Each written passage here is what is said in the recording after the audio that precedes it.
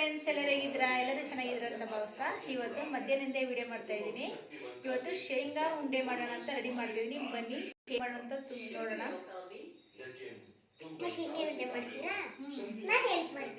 ಹೌದಾ, ಹೆಲ್ಪ್ ಮಾಡ್ತೀನಿ ಫ್ರೆಂಡ್ಸ್.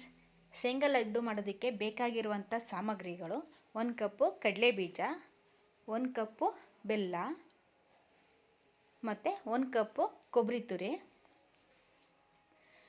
ಅರ್ಧ ಕಪ್ಪು ಗಸಗಸೆ, ಅರ್ಧ ಕಪ್ಪು ಕಪ್ಪೆಳ್ಳು. ಇಷ್ಟಿದ್ರೆ ಸಾಕು, ಸೂಪರಾಗಿರುತ್ತೆ. ಯಾವುದೇ ಡ್ರೈ ಫ್ರೂಟ್ಸ್ ಬೇಡ, ತುಂಬಾ ಹೆಲ್ತಿಯಾಗಿರುತ್ತೆ. ಮೊದಲಿಗೆ ಸ್ಟವ್ ಮೇಲೆ ಒಂದು ಕಡೆ ಇಟ್ಟಿದ್ದೀನಿ. ಅದಕ್ಕೆ ಕಡಲೆ ಬೀಜ ಹಾಕ್ತಾಯಿದ್ದೀನಿ. ಕಡಲೆ ಬೀಜನ ಕಡಿಮೆ ಉರಿಯಲ್ಲೇ ನೀಟಾಗಿ ಫ್ರೈ ಮಾಡ್ಕೋಬೇಕು. ನೀಟಾಗಿ ಫ್ರೈ ಆಗೋದ್ರಿಂದ ತುಂಬಾ ಚೆನ್ನಾಗಿ ಬರುತ್ತೆ ಲಡ್ಡು. ಈ ಥರದಿಂದ ಮಾಡೋದ್ರಿಂದ ತುಂಬಾ ಹೆಲ್ತ್ ಬೆನಿಫಿಟ್ ಇದೆ. ರಕ್ತಹೀನತೆ ಕೊರತೆ ಇರೋರಿಗಂತೂ ತುಂಬ ಅನುಕೂಲವಾಗಿರುತ್ತೆ. ಕಡಿಮೆ ಸಾಮಗ್ರಿಗಳಲ್ಲಿ ಮಾಡ್ಕೋಬೋದು. ಮನೇಲೇ ಇರುವಂಥ ಸಾಮಗ್ರಿಗಳಿವು. ಇದನ್ನು ಬಡವರ ಬಾದಾಮಿ ಲಡ್ಡು ಅಂತಲೂ ಹೇಳ್ಬೋದು. ನೋಡಿ, ಈ ಥರ ಫ್ರೈ ಆಗಬೇಕು. ಇವಾಗ ಇದು ರೆಡಿಯಾಗಿದೆ. ಇದನ್ನು ಒಂದು ಪ್ಲೇಟ್ಗೆ ಎತ್ತಿಟ್ಕೊಳ್ಳೋಣ. ಮತ್ತು ಅದೇ ಕಡೆಗೆ ಕಪ್ಪೆಳ್ಳು ಹಾಕ್ತಾಯಿದ್ದೀನಿ. ಕಪ್ಪೆಳ್ಳು ಹಾಕೋದ್ರಿಂದ ತುಂಬಾ ಫೈಬರ್ ಇದೆ.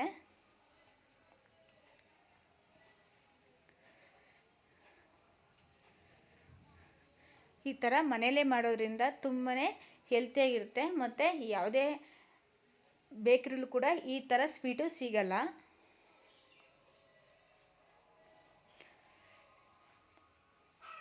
ಮತ್ತು ಅದೇ ಕಡೆಗೆ ಇವಾಗ ಗಸಗಸೆ ಹಾಕ್ತಾಯಿದ್ದೀನಿ. ಗಸಗಸೆನೂ ಅಷ್ಟೇ ಸ್ವಲ್ಪ ಫ್ರೈ ಮಾಡ್ಕೋಬೇಕು, ಬ್ರೌನಿಷ್ ಬರೋ ತನಕ. ನಾವು ಈ ಥರ ಫ್ರೈ ಮಾಡೋದ್ರಿಂದ ಇಲ್ಲಾದರೂ ಇದನ್ನು 1-2 ತಿಂಗಳ ತನಕ ಇಟ್ಕೋಬೋದು. ಮತ್ತು ಇವಾಗ ಕೊಬ್ಬರಿ ತುರಿ ಹಾಕ್ತಾಯಿದ್ದೀನಿ. ಕೊಬ್ಬರಿನೂ ಅಷ್ಟೇ ಸ್ವಲ್ಪ ಫ್ರೈ ಆಗಬೇಕು.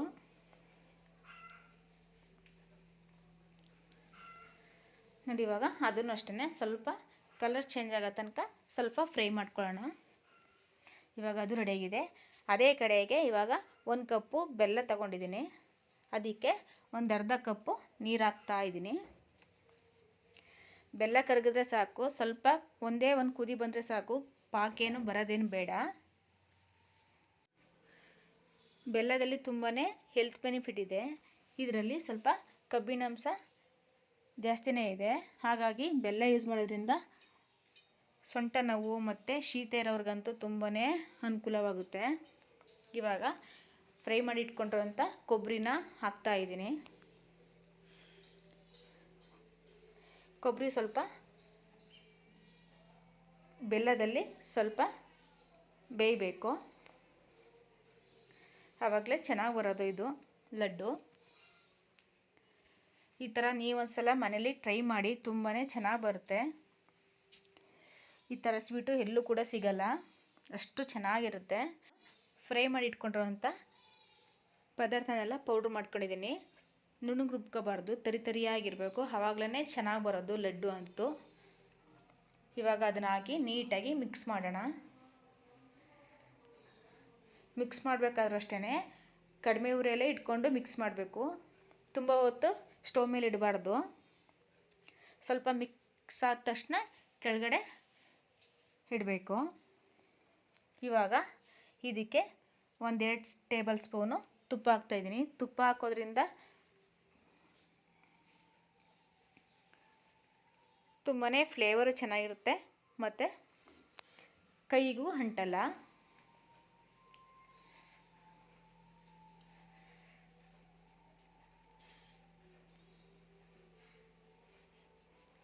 ಇವಾಗ ನೀಟಾಗಿ ತುಪ್ಪ ಎಲ್ಲ ಕಡೆ ಹೊಂದ್ಕೊಳ್ಳೋಂಗೆ ನೀಟಾಗಿ ಮಿಕ್ಸ್ ಮಾಡೋಣ. ಇದು ಕಂಪ್ಲೀಟಾಗಿ ತಣ್ಣಗಾಗಬೇಕು. ಆವಾಗಲೇ ಉಂಡೆ ಮಾಡ್ಕೊಳ್ಳಿ, ತುಂಬ ಬಿಸಿ ಇರುತ್ತೆ. ಸ್ವಲ್ಪ ತಣ್ಣಗಾಗಿದೆ. ಇವಾಗ ನಾನು ಉಂಡೆ ಮಾಡ್ತಾಯಿದ್ದೀನಿ.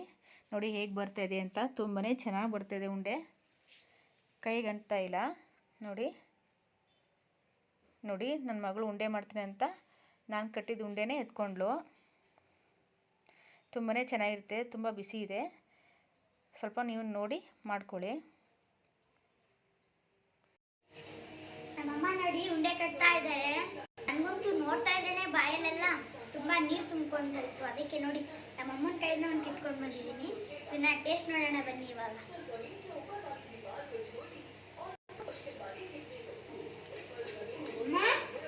ಸಕ್ಕತ್ತಾಗಿದೆ. ಯಮ್ಮಿ. ಇದರಲ್ಲಿ ಏನು ಬೆನಿಫಿಟ್ ಇದೆ ಮಗ? ಅಮ್ಮ ನೀವೇ ಹೇಳಿ ಅಮ್ಮ.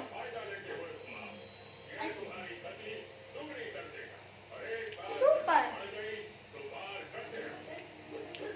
ನೋಡಿ 1 ಕಪ್ಪು ಕಡಲೆ ಬೀಜದಿಂದ ಇಷ್ಟೆಲ್ಲ ಉಂಡೆಗಳಾಗಿದೆ. ಸೂಪರ್ ಆಗಿದೆ. ಬೆಲ್ಲ ಹಾಕೋದ್ರಿಂದ ತುಂಬಾನೇ ಹೆಲ್ತಿಯಾಗಿರುತ್ತೆ ಮತ್ತು ಐರನ್ ಕಂಟೆಂಟ್ ಜಾಸ್ತಿ ಇದೆ. ಯಾರಿಗೆ ಬ್ಲಡ್ ಕಡಿಮೆ ಇರುತ್ತೆ ಅಂಥವ್ರಿಗಂತೂ ತುಂಬಾನೇ ಯೂಸ್ ಆಗುತ್ತೆ. ಇದನ್ನ ಬಡವರ ಬಾದಾಮಿ ಲಡ್ಡು ಅಂತ ಹೇಳ್ಬೋದು. ಮತ್ತೆ ಸೂಪರ್ ಇದೆ. ನೀವು ಒಂದ್ಸಲ ಟ್ರೈ ಮಾಡಿ, ಹೇಗಿದೆ ಅಂತ ಕಮೆಂಟ್ ಮಾಡಿ. ಮತ್ತೆ ಮತ್ತೆ ಮಾಡಬೇಕು ಅನಿಸ್ತಾ ಇರುತ್ತೆ. ತುಂಬಾನೇ ಚೆನ್ನಾಗಿದೆ ಫ್ರೆಂಡ್ಸ್. ಈ ರೆಸಿಪಿ ಇಷ್ಟ ಆದರೆ ಲೈಕ್ ಮಾಡಿ, ಶೇರ್ ಮಾಡಿ, ಕಮೆಂಟ್ ಮಾಡಿ ಮತ್ತು ಸಬ್ಸ್ಕ್ರೈಬ್ ಮಾಡೋದನ್ನ ಮರಿಬೇಡಿ. ಮತ್ತೆ ನಾಳೆ ಇನ್ನೊಂದು ವಿಡಿಯೋ ಜೊತೆ ಸಿಗೋಣ. ಅಲ್ಲಿ ತನಕ ಟೇಕ್ ಕೇರ್. ಬಾಯ್.